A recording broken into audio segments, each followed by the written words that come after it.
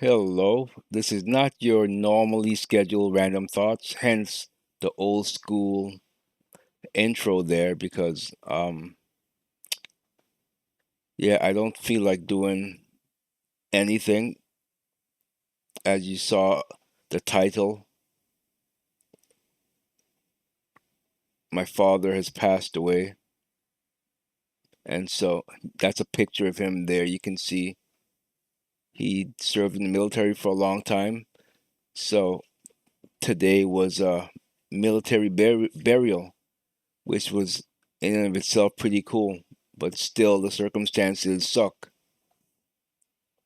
But God works in mysterious ways because, for whatever reasons, and I'm not questioning anything, I wasn't supposed to be at this funeral because we weren't even supposed to know about it. So that in of itself has emotional turmoil. But a family member found out and quickly ushered that information to my mom, and my mom gave it to me and left it in my hands whether or not I was going to go or not. And so it was tough because I knew I was going into a harness nest in a sense that I wasn't supposed to be there. So what will I do when I got there?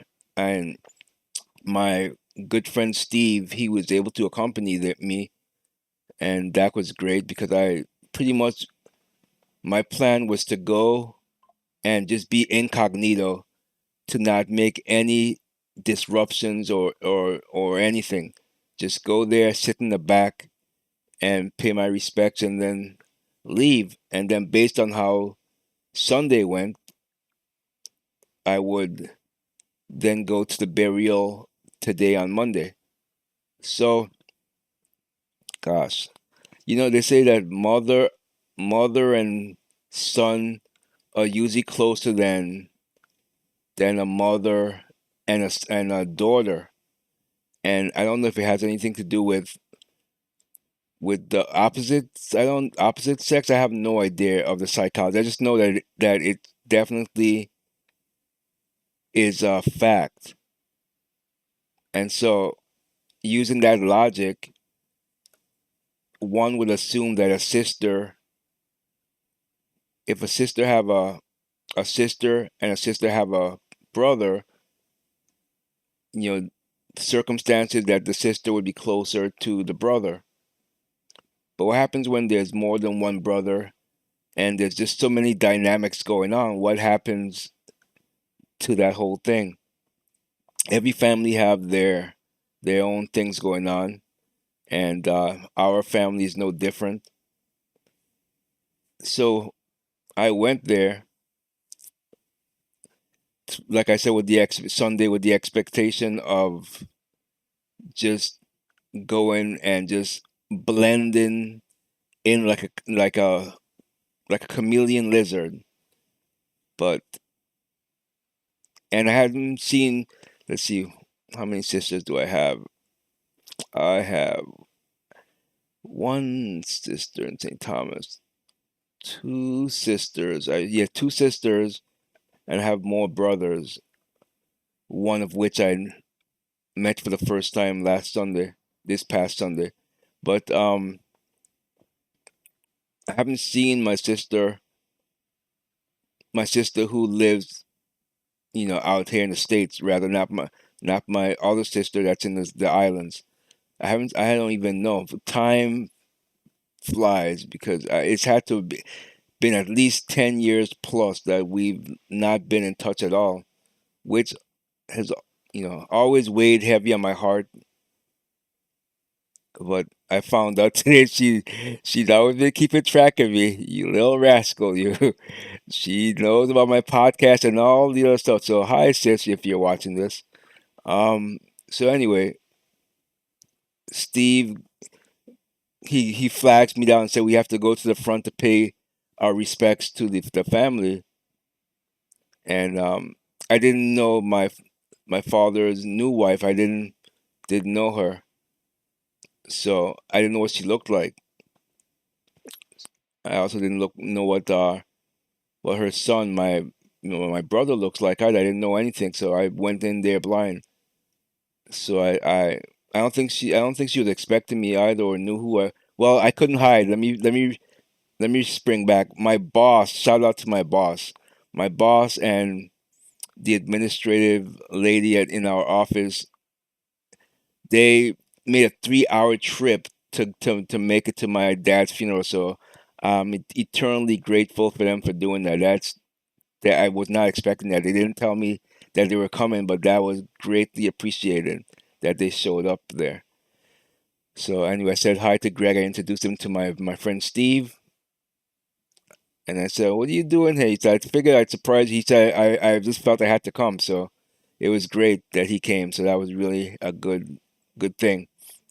So okay, so now Steve and I were going up the stairs, and it's a Seventh-day Adventist church. I've never been to a Seventh-day Adventist church before, but Steve, he's with theology and stuff like that. He noticed the what do you call it, the architecture of the building. He said this was a synagogue, and he nailed it because when we got inside, it was definitely used to be a synagogue. So I guess they bought a synagogue, and they now it's a Seventh-day Adventist church. But anyway, we're going up the stairs, and as you can see, I don't know if you could tell by how big the picture is there, but I can't hide the fact that we're related.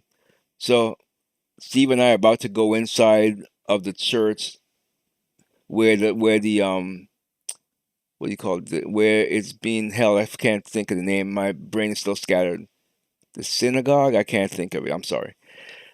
Okay, we're about to go in there, and two persons stopped me, and they said, "You're the oldest son, aren't you?" I was like, "Yes." He was like, "You can't hide your look." They were cousins of mine. I don't remember ever seeing them. They wanted to keep in touch. I didn't get to give them my number, but hopefully, I don't know how we'll keep in touch. We'll have to see how that goes. But yeah, I a lot of people will recognize me because it's undeniable. You can't. I mean, you can't hide it. Out of all of the boys, I look the most like him. I don't know if it's because I was the firstborn or how it works, but or it's just that's just the way it is. So okay, now we're going up to the front of the church there. I'm shaking all the hands, and so I get to the end, and I shake my sister hand. I didn't even recognize her. Well, in my defense, she had some dark shades on, so I couldn't see her eyes. But I forgot exactly what I said. Then she said, "Yeah, I know I'm your sister," and she put her shades down. And instantly, her eyes. I recognized her eyes, and I just broke down. I couldn't help myself. I just completely broke down, and she was there for me. So that was great. And so, as I said, I didn't plan on sitting with the family. That didn't want to be an interruption or anything, but they invited me to sit there, so I sat next to my sister, and you know we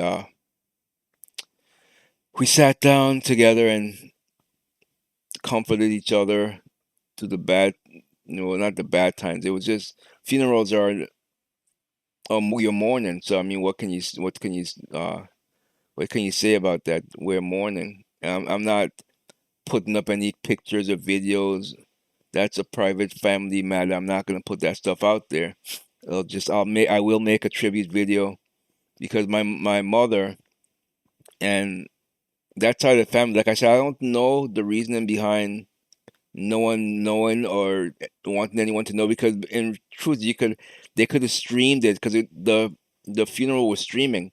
Had they had the website, they could have watched it live. So which is very hard on me now. I'm taking all the stuff that I have and well, I am a videographer, but it's just really I want to just still mourn. I don't want to do anything. I'm just tired. I'm psychologically drained.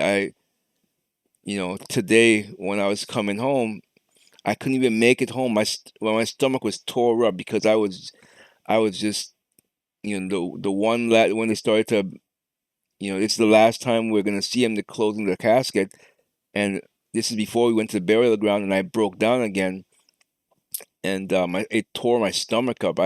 My stomach was tore up, so I was dealing with that, wanting to see my brother, not the younger brother. Well, not the younger brother that I don't know. I mean the one that I do know, that lives over here as well. But it's perfectly understandable. Like I said, every family have things going on. Even in time, I had to forgive someone that not necessarily deserve it, but you don't forgive someone because of them. You do it for yourself. That's the lesson I had to learn. Otherwise, if you don't do that, you're going to have a heavy load, and it's going to be a tough life. You're not going to be able to move on and be the best person of yourself you can be. So anyway, I saw him, but I wasn't going to approach him because we're there for our father. I'm not there to try to make a scene. Well, I wouldn't be making a scene. I would wanted to, you know, tell him how sorry I was about things with dad, and I wasn't going to go into to our issues there. It's not the time and place for that. So it was very difficult. But my sister, I keep saying my sister because I don't, things are gonna I'm gonna just keep things private. I'm not gonna say my sister's name, my brother's name. It's just, you know, it's a family. Respect our privacy, for lack of a better word. But so I did see him, and I didn't try to approach him. I was more so there for my sister because that was a heavy load lifted off me. I was the emotion that came over me. Just haven't seen my sister, and I don't even know how long it was. And now I'm an uncle of two children. I think two children. So I'm also an uncle in my sister in the island, but I've met him before briefly when I was there for 2 weeks. So I somewhat know him, and my mom says that he I'm not sure if he got baptized. I want to say he may have gotten baptized, and he's a godly youngster, which is very very rare to have a godly youngster. Because you usually when you're that young, you want to be rebellious and not looking to give your life to Jesus, but he has, so that's great. Again, I'm not calling names, but so we get to the burial ground, and it was my turn to return the favor to my sister. Once the casket, it was the last call for the casket to go down in the ground, and you know, she broke down, and I was there for her. So I was really happy to be there for her, like she was for me. It was quite an experience. Um, I do want to make a concern because I don't know, it's something about our family. It's not just her, even my sister in the islands and my brother in the island as well. We just we don't do phones, but when the chips are down and we need each other, we're there for each other. That's usually how it is. So I really wanted to be there for my other brother, but I think his mom was there. I haven't seen her in years, but I'm assuming that was his mom with him, and so at least he had someone to comfort him, and that was great. And like I was telling my sister in Christ, I'm not going to mention her name. She was very worried about me, and she was because she's great. She's goes to my church, Second Baptist Church, and she's praying for me because know that it's a lot going on. And this isn't the type of show. I didn't want to do a show on this, but I also don't want to do anything. I don't want to do the projects that I'm working on to help get residual income. I just don't want to do anything. When I was driving home from the burial, I couldn't even make it home. My stomach was so bad. I had to pull off the highway and rush into a Wendy's and blow that bathroom up. I just didn't. I couldn't make it, man. I just couldn't make it home. And then even when I got home, my stomach was still tore up. It's an emotional thing. I don't even have any more tears to cry. I think I dried myself all out. Well, not necessarily. I could feel some coming. I don't wanna get emotional on the camera here. That's not why. Because you see, my dad, we had a complicated relationship, and I can see the way how he's raising, or how he raised the youngest brother that I haven't met before. I could see that he's changed his life around. And sitting through the service, it was great because he completely gave his life to Jesus Christ. He got baptized. He have a awesome son. I could see how amazing this boy is, and hopefully I get to know him. He's young enough that he may need a mentor. I don't know. I don't know. I don't know what's gonna happen, but I left it in his mother's hands. I gave her my number, and I said, if she needs anything, just give me a call. So it's kind of, I can't. I have to, whenever she's ready to reach out. People grieve in their own ways. A wife losing a husband, it could be a long grieving process. So, and there goes my phone. Yeah, it could be a long grieving process. So let me turn this off. Shut up. It's quiet. Um, Come on, turn down. Yeah, a wife losing a husband, it could be a long. Yeah, my friend is saying he hopes I feel better. Um, it could be a long grieving process. So I fully expect to hear from her at some point. But like the pastor said, in the service, you can't rush through grieving, and especially a wife, a loving wife who lost a loving husband and a loving son that's now not.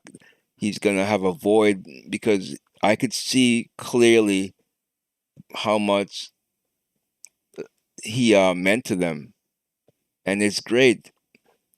It's great that he was able to give them the great family life that people learn, people make mistakes, and he turned his life over to Christ and he completely changed him around.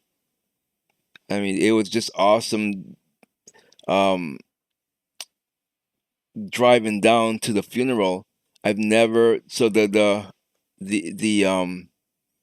police officers, they shut down the highway so we could get a straight shot to the veterans' burial ground. They was a sight to see for sure. It was something. It's definitely something. Something that God definitely, He has a plan, and He wanted me to be there, and it could have been to reconnect with my sister, or to get this, to unburden all the things that was pent up inside with my dad or whatever. I don't know what it, I don't. I have to believe that I was there for a reason, because I wasn't supposed to be there, because we weren't supposed to know about this.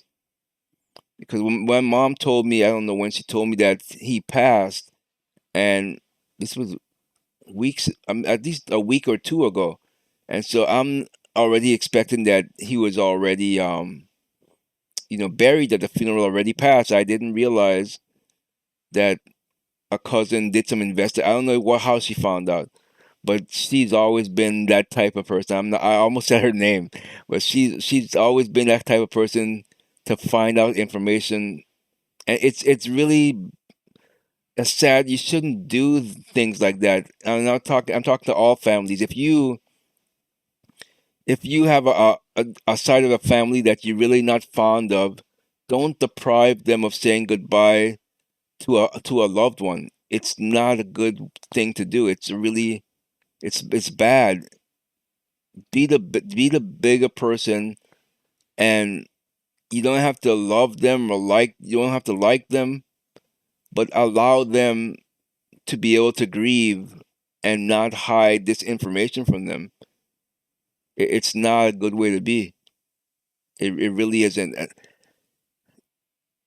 I used to be a vengeful person, but giving your life to Christ is something that changes you. It softens your heart. Obviously, I'm human. I'm still sinning. I still got fences to mend, and would love to be definitely mend all these fences. I don't know. It would be a great thing for all three of us to sit down and just, whether or not we sit down and have dinner or just sit down in a room together and just talk it out, or even anything, just to get the ball rolling to start the healing process. But again, a lot have went on, and I'm just happy that I had my sister there for me. That was I'm getting I'm gonna get emotional here because I really, the way how I grew up, we never ever said that we love each other in the household because it wasn't a loving home. And for reasons that again, privacy reason, I'm not going to mention, but it wasn't a loving home. No one said that I love you, and it's a word that's very difficult. Like my brother, my sister from another mother at church. She cares about me, and she always tells me that she loves me, and I love her too. But the words doesn't come out of my mouth because it isn't something that I grew up saying. But I really felt the love of my sister these past 2 days, and I love you too. I really, really do. So yeah, um, we like I said, people in our we just don't do phone calls, and it's true we don't do phone or text. But it's going to take a conservative effort for me because I don't want to lose touch with her again like that because this was special. I don't want to lose that bond again. Not that I lost it. Like I said, she's been tailing me. That job of yours got you trained. I'm gonna have to hire you. No, but it was great. Great being there. A big brother and a younger sister, just being there for each other. Losing our father, but I do believe that one day we will meet again. And it's tough because when it's a sudden, it was an unexpected thing that was no one expecting him to pass away. It was unexpected, and so that's usually more difficult. It really okay. I'm gonna start to wrap things up because I don't want to get teary eyed here. Um, and brother, it's probably difficult for you to believe this, and but I love you too, and don't forgive me for me, but you need to forgive so you can move on if anything, and do the same for our sister. Whatever is going on with you two, it's just this shouldn't be. The pastor said it best. He said that today. I don't remember. I'm paraphrasing, but he basically said that all these squabbles, these family squabbles, we have to squash them and make peace. That's just me. That's summing it up. That's pretty much that's me paraphrasing. I don't remember the exact words, but he's not wrong. He's not wrong at all. We've lost so many years, and it's not worth it. I guess I don't know what else I can say on that. It's not worth it. So rest in peace, Dad, and all you know.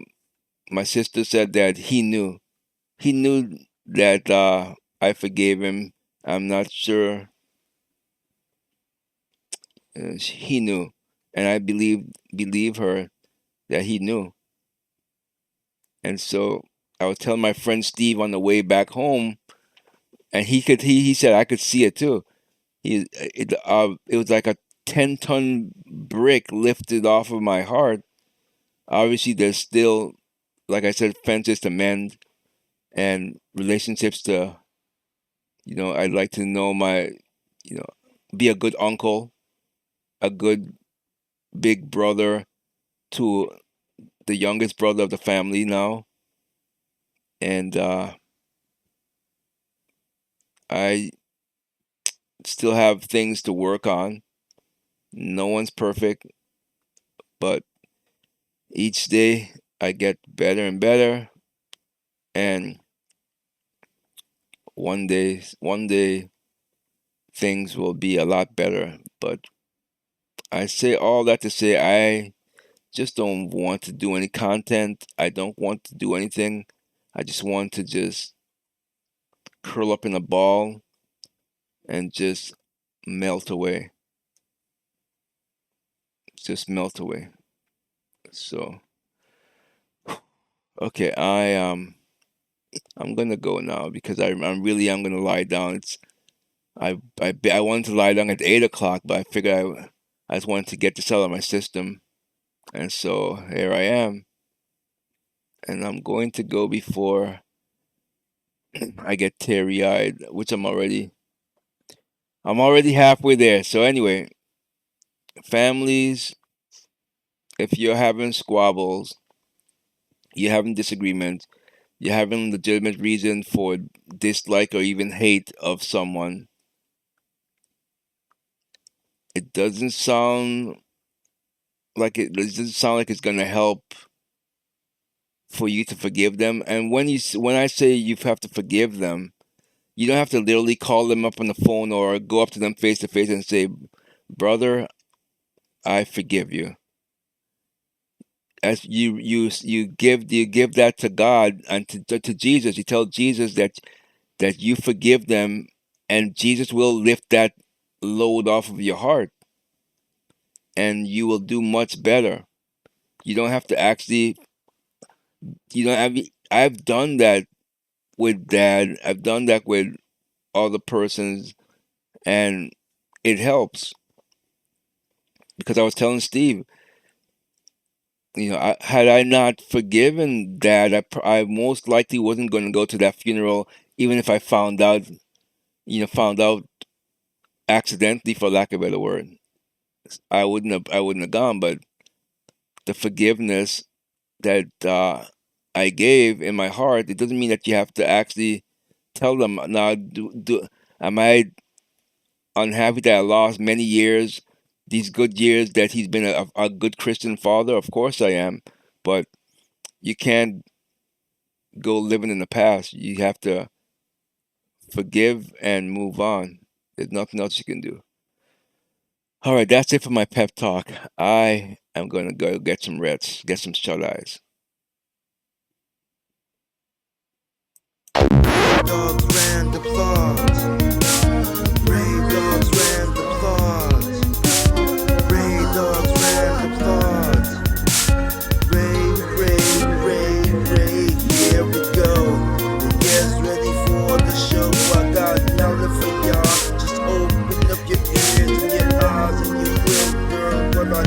familiar. You don't wanna care, then see